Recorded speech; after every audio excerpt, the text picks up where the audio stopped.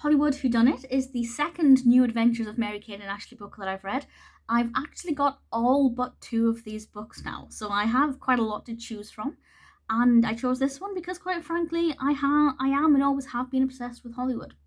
And I was very keen to see what they would do with this. And I have to say, more so than the previous one I read, which was The Surprise Call, where I had no clue whatsoever who had done it. This one I was kind of right, or I was right adjacent. Now I can't obviously say too much about that because I'm not going to give away who done it, as it were, who did it.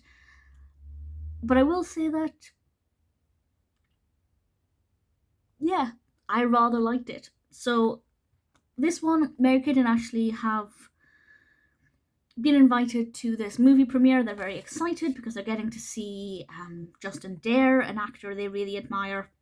And straight away, something seems off. And there are a few red herrings to begin with what we think the crime is.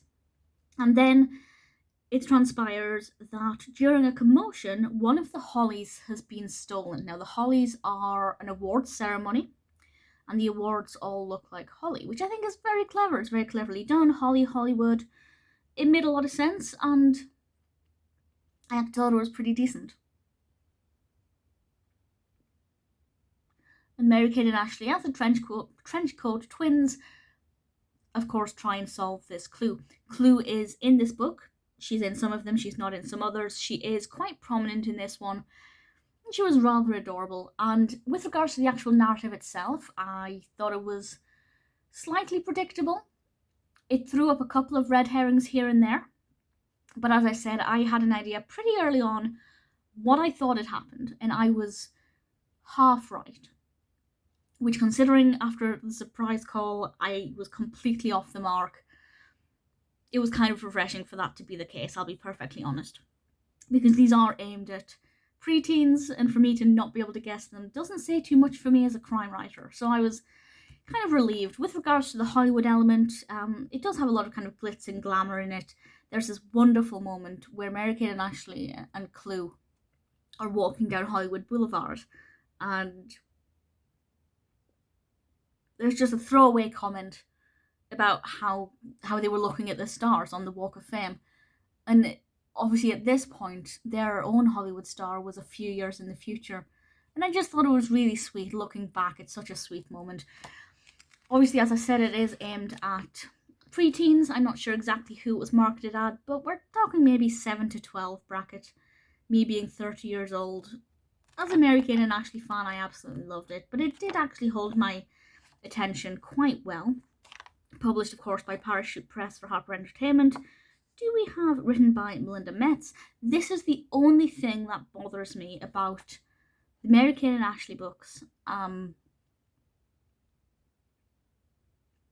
Both in terms of the New Adventures and the Two of a Kind books, the writer never gets prominent credit. They're not ghostwritten as such, because you can see the names right there. But they're never given as much credit or as prominent credit as I would like. That sentence got away from me, which is something that really bugs me as a writer. And obviously the writer knows what they're getting into when they're commissioned to do these kind of books. But it is such a shame that, it would annoy me a little bit if I was writing all of these books, even if I was getting paid for them.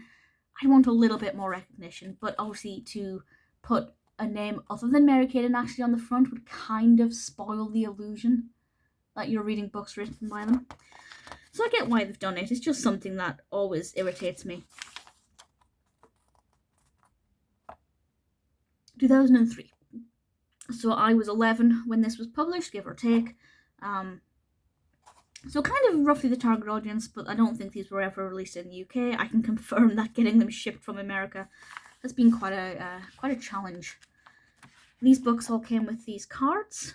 Some of the secondhand books that I've got don't have them in, which is completely fair enough, of course. But some of them are still there, and I just thought that it was a nice little sweet thing to include. I'm not going to remove them, so when I either sell these on or whatever I do with them, maybe somebody else can enjoy them. But we have all of these little detective tricks on the back, which I thought was a nice little thing. So I really enjoyed this one. I always love seeing the merchandise at the back of Mary-Kate and Ashley books. Takes me back to my Christmas lists and birthday lists of childhood. Definitely so much nostalgia. I really enjoyed this one. Hollywood Who Done It was a lot of fun. For me, a relief that I could kind of half solve it, but it still kept me guessing right until the end. Of the two that I have read so far, this is my favourite. But we'll see. See if that remains the case for much longer. But as a Mary-Kate and Ashley fan, I really enjoyed Hollywood Who Done It.